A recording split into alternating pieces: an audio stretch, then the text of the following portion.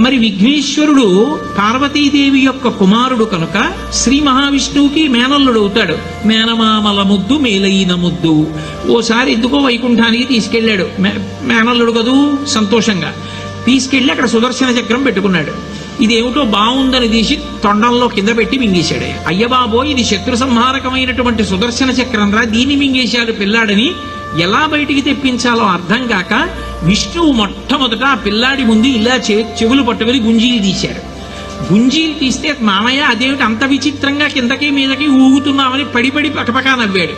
ఆ నవ్వడంలో పొలమారి లోపల ఉన్న సుదర్శన చక్రాన్ని పైకి కక్కాడు. పైకి కక్కడానికి విష్ణువుకి సాధనంగా ఆనాడు గుంజీలు తీశాడు కనుక ఎవరు గుంజీలు తీస్తారో వాళ్ళని చూసి సంతోషించి అనుగ్రహిస్తూ ఉంటాడు. ఇప్పటికీ మీరు పాండిచేరి వెడితే పాండిచేరి రోడ్డు అంతా కూడా గుంజీలు తీస్తూనే కనపడతారు మీకు. విఘ్నేశ్వరుడి యొక్క పూజ అంత తేలిక.